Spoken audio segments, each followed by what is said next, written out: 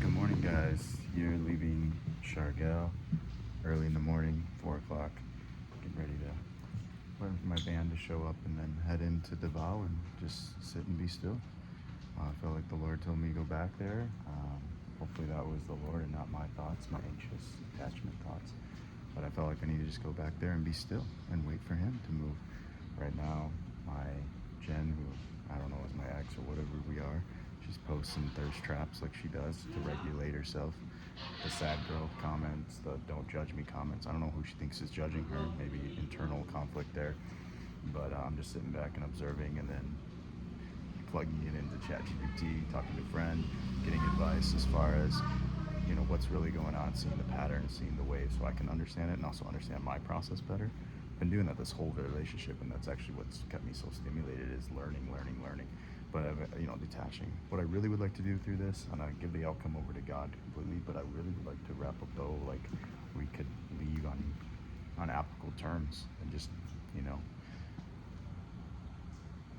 I'd like to repair it a little bit before we leave and then eventually just kind of ride off in the sunset if that's possible. I don't know if it's possible. I have to continue to detach and work on me and ask why do you need that? And it really comes down to my good friend Josh was telling me he's been through a lot. It's like, take your power back. It sounds so much like my ex, my narcissistic ex that I had to deal with. Take your power back as a man, be a man of your word, and just move on from her. Like, she doesn't deserve you. All the rah things that a good friend that loves me and knows me would say. Anyways, he was the one that actually helped me get that hypnosis a while back too, which is really powerful and healing for me. Anyway, so I'm gonna slowly go through this today. I might have some other videos coming forward. I don't know. We'll see yet. See how the day plays out. Right now, my job is just to go there, work on my programs, work on my path, work on the stuff I need to work on, and leave the rest in God's hands to move.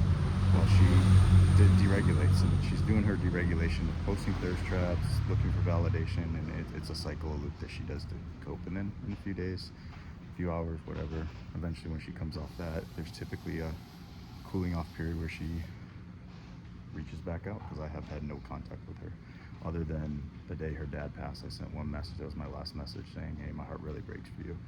Goes out for your father.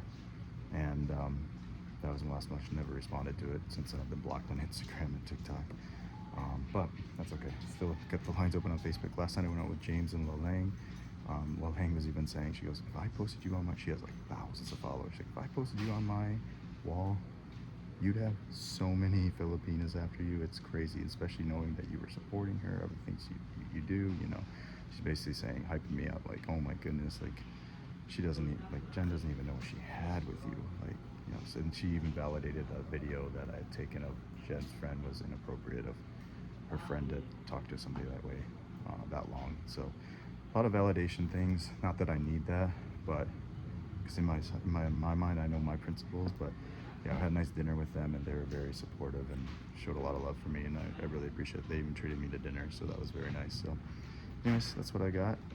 Welcome to the drama, but we'll get through this. Hopefully you're enjoying, but maybe you can relate. But I will need eventually, instead of being stuck in it, I need to now remove myself and be above it, eagle eye, oak tree, grounded, and that's what I'm really working on, but still trying to understand the pattern as I pull away. It's been this whole relationship pretty much, so yeah. Thanks for listening, guys. Off to the airport. Bye, Chargel. Off to Davao. See what happens. Alright, just made it back to Davao. Headed in. I just sent off a text to Jen, letting her know I'm still here. I want to fix this. I want to celebrate your birthday and Christmas together. I respect your feelings. Only if it's real, respectful, no drama. So I'm taking my masculinity back. I'm going to set the standard. If we are going to be together, you're going to be adding me on TikTok. No questions about that. You're going to treat me with respect. I'm going to do the same for you. And we're going to make this work like adults. I'm not just going to run away, block each other. If we can't do that, then those terms don't work for me. So I'm not going back groveling. I'm not going back with disrespect and lose myself in this. I've done that for too often. I'm putting my foot down, but in a respectful way, kind, gentle, but respectful and firm, and setting the standard, but then also letting her know how I truly feel, and I really want to make this work. So my last hurrah, my last straw, last 5 or 6 days here, so we'll make it happen. Let's see what happens. Stay along for the journey.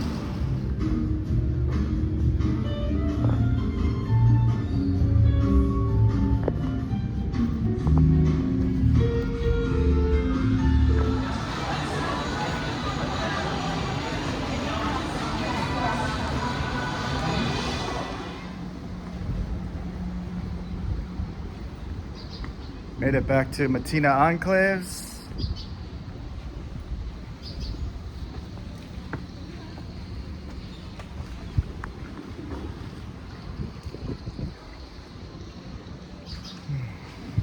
Waiting game.